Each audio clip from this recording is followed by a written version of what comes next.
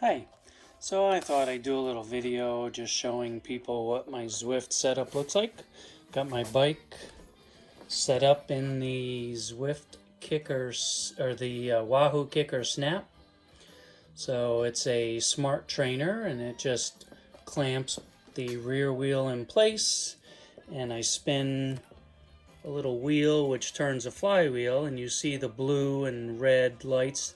The blue is Bluetooth and the red is something called Ant Plus. I don't really use the Ant, but I've got my water bottle.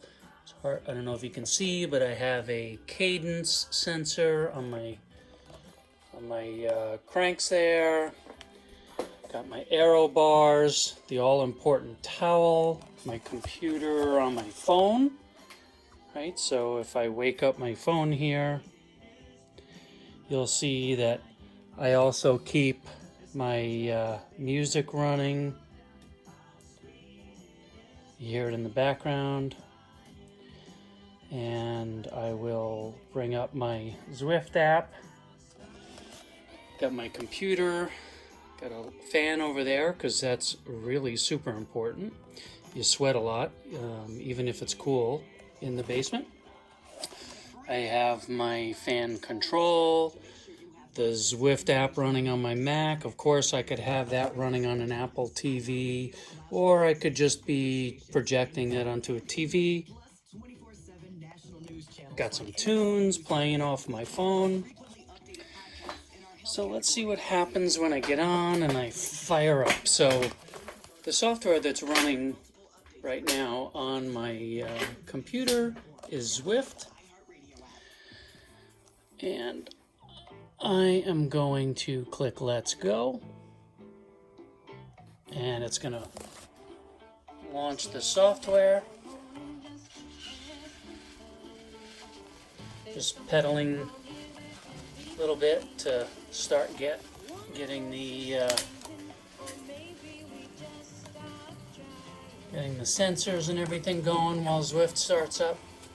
Start warming up a little bit. You'll see or hear there's sound effects. First thing that happens is Zwift looks for all the sensors that I've paired. The power source is my kicker snap. The heart rate is on my chest, which needs to be woken up. There we go.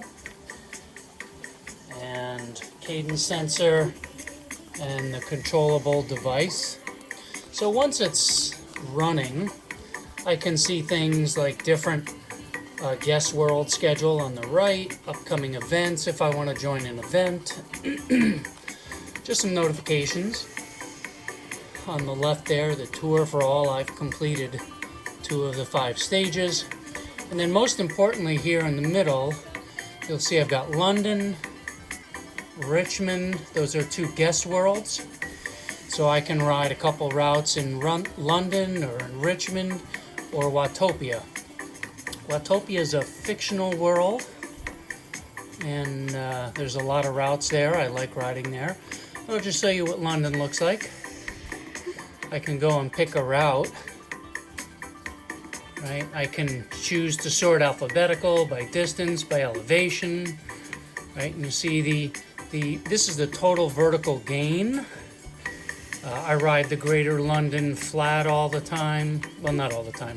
A lot of times I ride this route too, the Greatest London flat. It's a nice near 15-mile ride. Not too much elevation, but enough. So if I do 2 or 3 laps, I'm getting some good elevation. The loop there, you see, has more because all of this has a pretty good gain. And as you scroll down, you can see you can do a lot of overlap and a lot of different routes. Surrey Hills, right? You'll find yourself going over routes multiple times, so forth. So I'm just gonna go in. Let me just bring in the Greater London flat. I'll click OK, and I'll just start riding.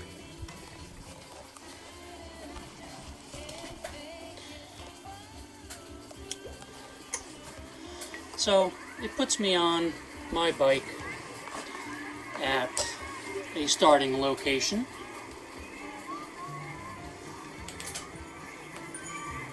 Just switch some gears here.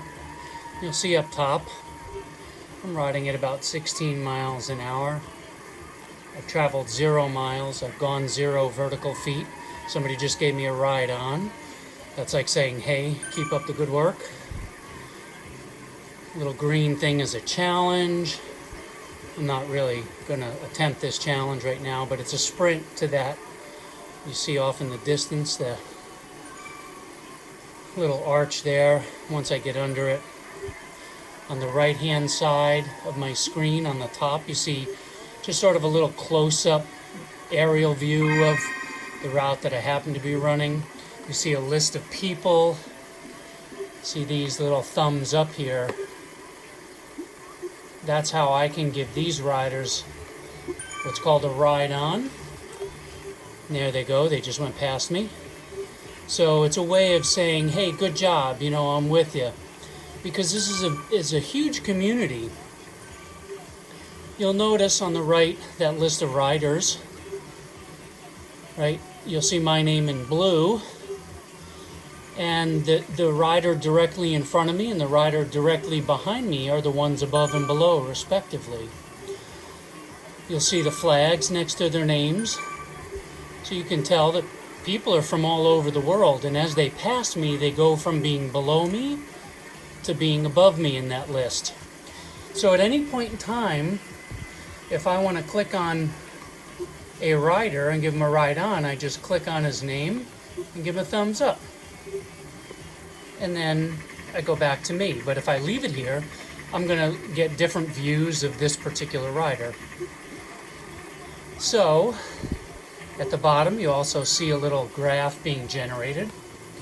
That is like a power output graph, and if I really pedal hard, let me see if I can get it to work. If I really start to pedal hard, oh, there it goes. You see it's generating some red. Yeah. So it's showing the output in power. Upper left, you see the watts, right? What the wattage output is. You'll see my revs per minute, RPMs. That's how fast I'm turning my cranks. And the BPM, that's my heart rate. So all of that's going on. And while that's all going on, I can also use my phone. So this is like a home view. But if I tap on that little menu, I get into map view. So first thing I want to do is tap that little, there we go, that little arrow, so my body is always up, the arrow points to north. So I also see the same dashboard there, 93 watts, 64, 66 RPMs, 98 beats per minute, my estimated ride time, how far I've ridden, and my speed. And that little map view is kind of similar to the map view that's in the upper right corner on my screen. Some things that I can do here. Right? I can reverse my direction, I can delete the route, I can wave to people, I can give somebody just a verbal ride on. Oops, there we go. It's hard to hold an iPad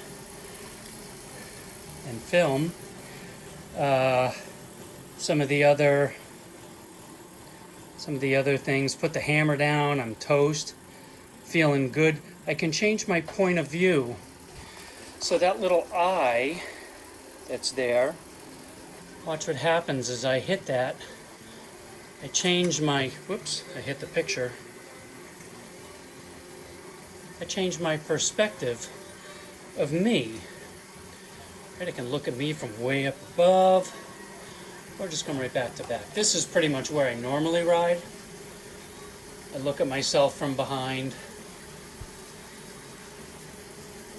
So it's pretty good. You know, I get to ride with other people from around the world. I can chase people, so I see a guy ahead of me, maybe he's riding a little bit faster than I might want a normal ride, so maybe I'll catch up to him and ride with him for 5 or 10 minutes, see if I can keep the speed. You can draft off of people. So when you do group rides and there's a lot of people, you really get a good draft if you're in the blob, as they call it. So, you know, you can ride here. This is a predefined route. You can't choose custom routes that I'm aware of yet. I'm hoping that they'll figure out how to do that at some point. But if I click on the screen somewhere, I can go to the menu. Kind of pauses my workout. Over on the right, I can go to the garage. This is kind of cool. And I can change me. What I look like, what kind of hair I have, right? What kind of head type, what kind of facial hair I might have.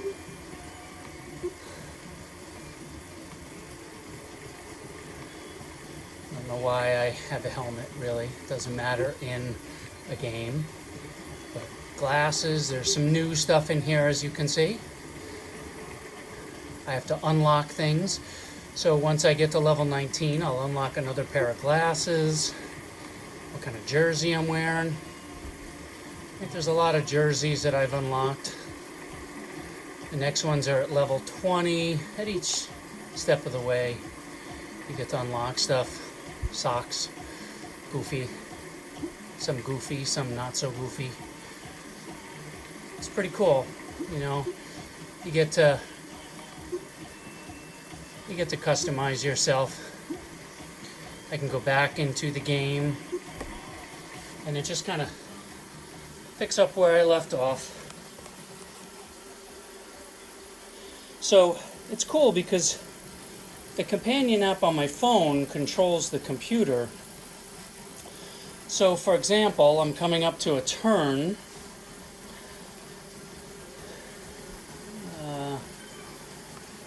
Let's see. There we go. So here, you'll see that I have a choice. I can go left or right. Well, on my phone, you'll see I can also turn left or right. So I can do the controlling. I don't have to follow the route that is predetermined. I could just ride around aimlessly. But if I don't turn ever, I'm going to follow this path. So while I can't make a custom route and then ride it whenever I want, I can ride a custom route anytime I want. I don't have to follow the turns that are built into the route. But because I chose this route, anytime I make a turn and go down a road, the program is always going to try to get me back on track onto the predefined route. Right, I get little hints there. Hey, close a gap. In other words, try to catch that person and keep a distance. So the program's always asking you to just push a little more, push a little harder, and this is probably the biggest benefit. If I were just on a stationary bike, you know, it would be up to me to change the resistance. It would be up to me to change my speed. Of course, it's up to me to change my speed here as well. But there's something that's pushing me, right? I want to catch that guy. That little nudge in the back of my brain, you know, might make me go faster than I might normally go. So there's a lot of different reasons why I think this is way better than just sitting on a stationary bike. These are called smart trainers. The kicker that I'm using that's attached to my bike. And I have what's called wheel on, so my back wheel spins the flywheel. There's wheel off trainers where the back wheel comes out of your bike mounts to it, and the cartridge, the cassette, your rear wheel cassette, is on the unit itself. They're more expensive, a little bit more accurate. From what I understand, the power output is more accurate. Like, there's a 1% degree of error with those wheel off versus the wheel on, where there's 3%. You know, you could be off by 3%. So for me, the extra $500 to $700 for those units, not worth it for me at this point in time. I only started using this a couple months ago. Bought it just around Christmas time, and then really got on it somewhere mid-January. So here we are, May 11th, and I've got almost somewhere around 15 or 1600 miles on it already. I'm at level 18. That little flying head there between the power and the dash up top, that's a reward. So if I press it, it's going to give me a little boost. 15-second aero boost. So it makes me a little bit more aerodynamic for 15 seconds. So I might want to use that when I'm going up a hill, or I might want to use that towards an end of a ride or an end of a race to pass somebody, right? Otherwise, I just let it sit there. People are passing me. I'm not really riding very hard. My heart rate's only at 94. You know, I usually, when I'm in game and I'm riding, I'm usually pushing 130 to 140 as an average. You know, on a heavy hill or in a race, I'll push up to 150. But, you know, 170 is around my max heart rate, so you just got to be careful of that kind of stuff. And the scenery is nice to look at. It's, you know, it's computer, it's CGI, but these roads are actually in London, and when I'm all done, this route uploads to a cycling program called Strava, because I linked my Strava account. And the actual GPS coordinates, when you look at the map that gets uploaded in Strava, right, it actually shows me on real roads in London. So there's, I don't know, there's a sense that, hey, you know, I'm riding in London today. I live in New York. Today I could have chosen London or Richmond. Or I could have chosen Watopia. Watopia is kind of cool. It's some islands off, I think, the northeast of Australia. Part of it's kind of based out there. So sometimes you're actually on the land, and other times your route just looks like you're out in the middle of the ocean. It's really kind of comical. But I love it. Glad I paid the $500 to get the Kicker Snap. It's been a great tool. You know, it's keeping me in shape. You know, I'm down close to 18 pounds since I bought it. Not down to 18 pounds. I've lost about 18 pounds since I bought it. So I feel better. You know, it's a great tool. I would recommend this if anybody's ever considering it and you're like, well, I don't really know. I think you'll find yourself using this tool a lot more than if you buy like a treadmill that sits and collects dust eventually, because you lose that interest factor. I do want to say something about treadmills though. If you're not a cyclist and you don't own a bike and you're thinking about getting a treadmill, I would go and get a smart treadmill, one that has Bluetooth that can interact, because in Zwift, Zwift.com, Z-W-I-F-T, Zwift can actually interact with a treadmill as well, and every once in a while you'll see people jogging on the side of the road. Those people are also using Zwift, but as runners. You can run or cycle in this program. So it's just as fun, I would assume. I'm not a runner anymore. Bad knees, bad back, so I switched over to cycling. And yeah, so I recommend them. I can't speak to other brands. I've only owned the Wahoo Kicker Snap. You know, I'm sure that there's a lot of great brands, and like everything, everybody's got their opinion, and you'll find good and bad opinions about every model and make that's out there. So, you know, you just talk to people. If you know somebody that's got one, I'm pretty happy with mine. You know, 1,500 miles later, and I still enjoy it. I look forward to riding. I'm at a point where I try to ride. I have two goals in here in Zwift. I set a minimum 5 hours a week goal and 100 miles a week. So trying to make both time and distance a priority.